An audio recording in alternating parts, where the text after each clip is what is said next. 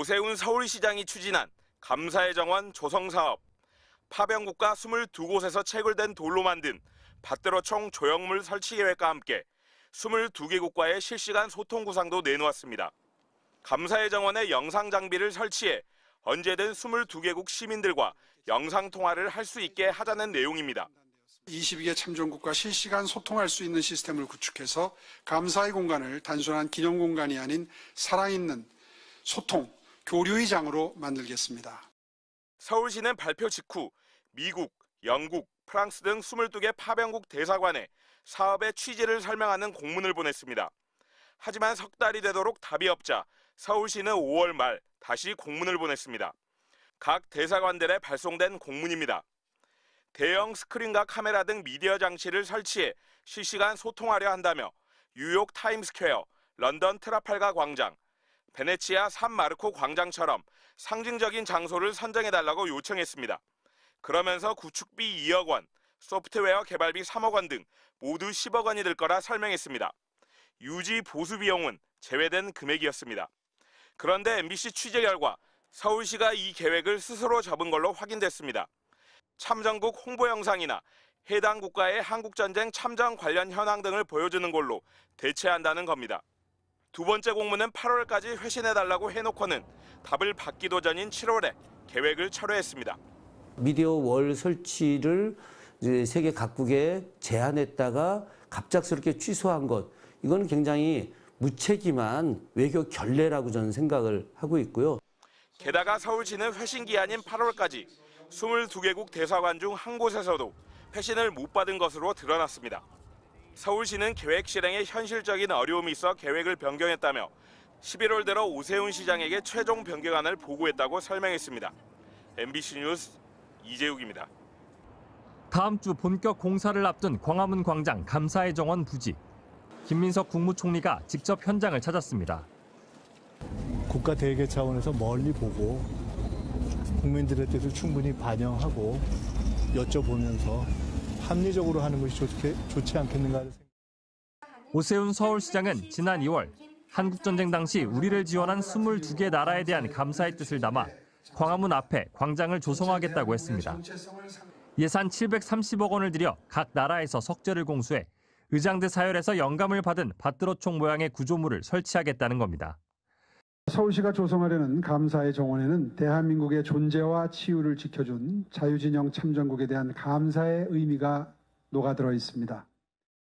그런데 본격적인 착공을 앞두고 민주주의의 상징인 광화문 광장의 정체성을 훼손한다는 우려가 제기됐습니다. 외국 군대의 상징이 그 나라 상징 공간에 있는 것은 유례가 찾아볼 수 없다. 거세지는 논란에 더해 석재 기부를 받는 것조차 여의치 않은 상황에 김민석 총리가 직접 현장을 찾아 행정적, 절차적으로 문제가 없는지 살피겠다고 했습니다. 세종과 이순신을 모신 공간에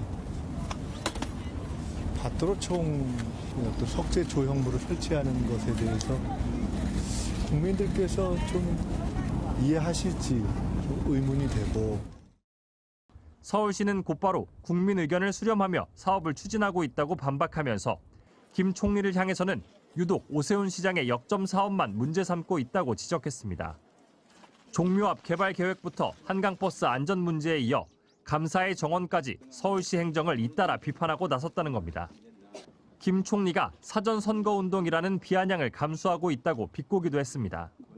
이에 대해 김민석 총리는 서울시 사업들에 대한 지적은 국무총리가 당연히 해야 하는 일이라면서 정치적 해석을 하지 말라고 반박했습니다. MBC 뉴스 정상빈입니다. 종묘 정전을 등지고 바라본 전경입니다. 담장 뒤로 숲이 있고 정면 멀찍이 남산타워가 보입니다. 세운지구가 재개발되면 훼손될 거라는 우려가 나오는 경관입니다. 오세훈 서울시장은 서울시가 자체 제작한 이미지를 들고 이를 반박했습니다. 세운지구 재개발 사업이 마무리된 상황을 그린 가상 이미지로 기존 건물과 남산타워 사이에 고층 건물들이 들어서 있습니다. 오 시장은 이렇게 되물었습니다.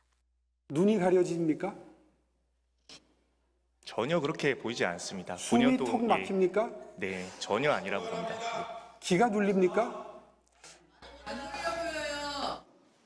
하지만 왜곡된 이미지라는 비판이 나왔습니다. 더불어민주당 소속 의원들은 의도적으로 건물이 잘 보이지 않도록 묘사했다고 지적했습니다. 조망 이런 거 보면은 위치에 따라서 보이기도 안 보이기도 하고 흐리게 그려놓으셨던데 뒷줄은. 단 한 지점에서만 그린 조망도로는 전체적인 훼손 여부를 가늠하기 힘들다고도 했습니다. 시장이 정한 자리에서만 이 종묘에 방문한 분들이 남산 쪽을 바라보는 것은 아니기 때문에. 그러니까 종묘의 가치를 논하니까 정전의 가치를 논하니까 거기가 조망 시점이 된 거죠. 국가유산청이 공개한 이미지와도 전혀 다릅니다. 오 시장은 국가유산청이 요구하고 있는 세계유산 영향평가는 사실상 거부했습니다. 법적 대상이 아닌 데다 동의하지 않을 주민들에게 강요할 수 없다는 이유에서였습니다. 밭두러총 모양 등으로 논란에 휩싸인 광화문 광장 감사의 정원도 도마에 올랐습니다. 오 시장은 대한민국 정체성인 자유민주주의를 상징적으로 보여주기 위한 것이라며 문제가 없다는 입장을 고수했습니다. 그러면서 주요 시정마다 대립각을 세우고 있는 김민석 국무총리에게 화살을 돌렸습니다.